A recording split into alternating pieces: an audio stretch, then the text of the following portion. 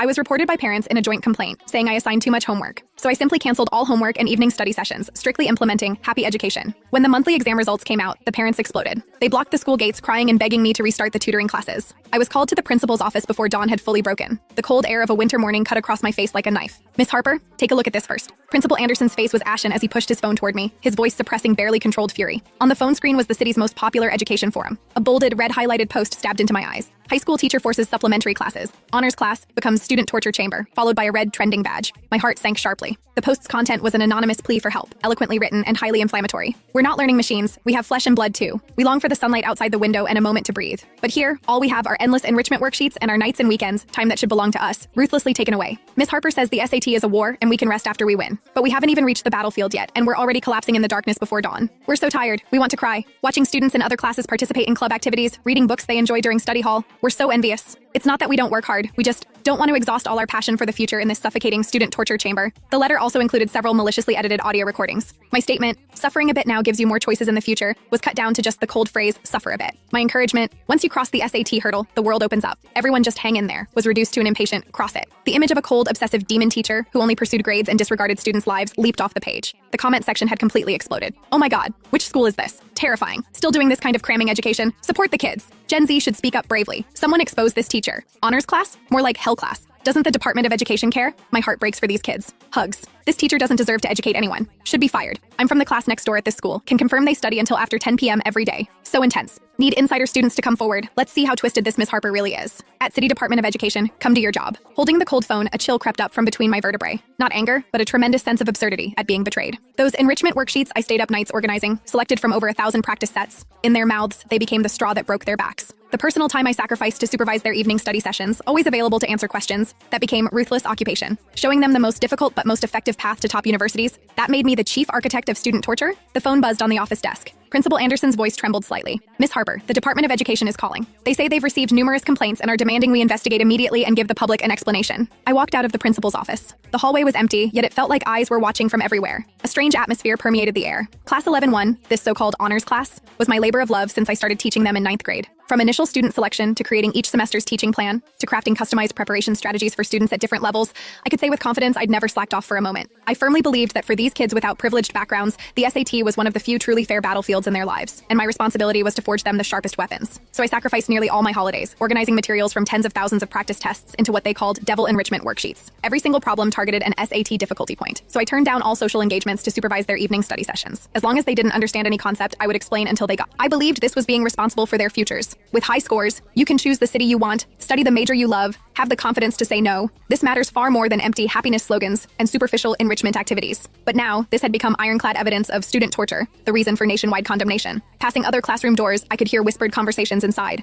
Did you hear? Miss Harper from Class 1 got called out online. Serves her right. Why does she have to be so intense, making the pressure high for us too? Exactly. Someone should have dealt with her ages ago. I pushed open my own classroom door. The previously noisy morning reading session came to an abrupt halt the moment I appeared. Dozens of pairs of eyes turned toward me in unison. Panic, evasion, curiosity, schadenfreude, emotions intertwined. Then, like startled birds, they instantly lowered their heads, pretending to read aloud. My gaze swept slowly across the room, finally settling on a seat by the window. Melissa, a transfer student from out of state last semester. Above average grades, very well behaved, sweet talking. At this moment, she kept her head down, long lashes covering her eyelids, shoulders trembling slightly, the picture of a frightened deer. I recalled last week's composition class. Melissa had used almost identical metaphors in her essay to describe the pain of not being understood. At the time, I'd thought this girl had delicate writing skills and a sensitive mind. Now those words from the post overlapped perfectly with the face before me. I could almost certainly conclude that aside from Melissa, it couldn't be anyone else. I also remembered a parent in the group chat named Marcus Bennett. His own child had mediocre grades, yet he always loved to pontificate in the group, playing the thought leader. Kids today suffer too much. We should give them a happy childhood. Grades aren't everything. Mental and physical health matter most. I support reducing academic burden, firmly against sea of questions tactics. At the time, I'd only thought he was talking without understanding the stakes, and hadn't dwelt on it. Now, those high-minded words overlapped seamlessly with the angry comments online. Could it really be that I was wrong? Did I push too hard, making them feel this was all torture, to the point where they could justifiably strike back? I laughed bitterly at myself. My phone rang again. The academic director. Miss Harper, get over here now. Major trouble. The Department of Education investigation team is already at the school gates. The voice on the other end was panicked beyond recognition. I took a deep breath, suppressing the disappointment surging in my chest. I understand. Fine. Since you so desperately crave this so-called happiness, so thoroughly detest this narrow path covered in thorns, then I'll return to you that broad, flower-strewn avenue. I addressed the entire class calmly. This afternoon, 4th period, emergency parent meeting. Everyone must notify their parents. The parent meeting was set for 4:30 p.m. The auditorium was packed. An unusual atmosphere churned through the air. Anger, doubt, spectators eager for drama, and a barely detectable smugness. Marcus Bennett sat front and center, surrounded by several parents, gesticulating as he spoke. When he saw me enter, he immediately stopped talking, replacing his expression with one of righteous indignation, like a judge about to sentence a criminal. Melissa's mother sat beside him, eyes red-rimmed, clutching a tissue, looking both haggard and aggrieved. I ignored the gazes that seemed ready to devour me and walked straight to the podium. Miss Harper, you're finally here. Marcus spoke first, voice not loud, but enough for the entire room to hear. His tone carried a condescending sort of concern. We're here today not to accuse you. We just want to communicate with you. The children are under too much pressure. I'm sure you saw that online post. The children's voices are the most genuine. As parents, we can't ignore this. He looked around as if seeking support. That's right, Miss Harper, this can't continue. My child has been suffering from insomnia lately, always complaining of headaches. The SAT is important, but our children's lives are more important. Echoes rose one after another. Just then, Melissa's mother burst into tears with a wail, her voice shrill and full of accusation. Miss Harper, I'm begging you, please let my daughter go. She's only 17. 2 nights ago she had nightmares, crying about worksheets, endless worksheets. Her hair is falling out in clumps. If this continues, you'll drive her insane. As she cried, she stared at me with those bloodshot eyes. We don't ask for her to get into some top university. We just want her healthy, happy, living like a normal kid. Is that too much to ask? Her tearful accusation was like gasoline poured on an already smoldering fire. The entire auditorium's emotions ignited completely. This is too much. Practically abuse. We need answers. Just as the situation was about to spiral out of control, the back door of the classroom opened. Principal Anderson entered with 2 stern-looking men. I'm from the Department of Education investigation team, surname Lee. The lead man got straight to the point. We've received numerous formal complaints alleging that Miss Harper has engaged in unauthorized supplementary classes and excessive student workload.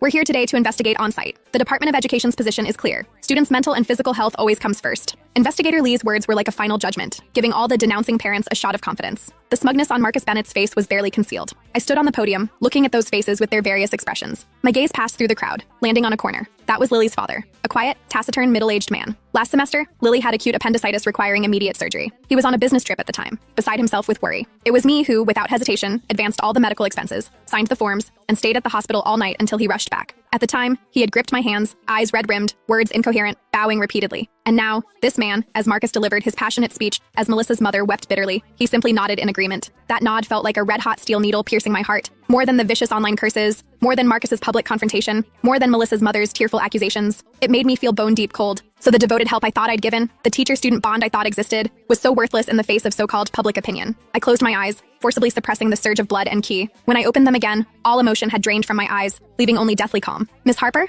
Marcus continued pressing. You see, the Department of Education leadership is here. Surely you should give us some kind of response now. A response? I spoke coldly, voice not loud, yet instantly silencing the entire room. I turned to Investigator Lee, turned to all the parents, and bowed slightly. I understand everyone's meaning. Public opinion cannot be defied. The children's happiness matters most. I will implement reforms immediately. My gaze swept across Marcus, across Melissa's mother, finally settling on those dozens of scrutinizing eyes below the podium. Tomorrow morning, I will announce my reform plan. My voice was calm, yet carried a determination they couldn't comprehend. A plan that conforms to public opinion. The next morning, the school's morning exercises were temporarily canceled. In their place was an impromptu all-school assembly. A massive white screen slowly descended. A notice titled, Regarding Teaching Method Adjustments for Class 11-1 was projected before everyone's eyes. Simultaneously, this notice was pushed to every Class 11-1 parent's phone. I held the microphone, face calm. Principal Anderson and Investigator Lee from the Department of Education stood behind me, expressions complex. The notice's first paragraph was a profound self-criticism. In my past teaching work, my thinking was rigid, my methods outdated. I overemphasized test-taking techniques and scores while neglecting humanistic care and well-rounded student development. This caused enormous psychological pressure for students and drew criticism from all sectors of society. For this, I offer my most sincere apologies. Below the stage, students whispered among themselves. In the Class 1 section, Melissa and several close friends wore victorious smiles. In the parent group, Marcus immediately took a screenshot, adding a sweet justice emoji. Then I began reading the core content of the notice. After profound reflection, and with approval from the school and supervising authorities, the following adjustments will be made to Class 11-1's teaching model. Article 1, effective immediately, all enrichment worksheets, practice tests, and supplementary materials are canceled. Daily homework will strictly follow the National Department of Education curriculum standards.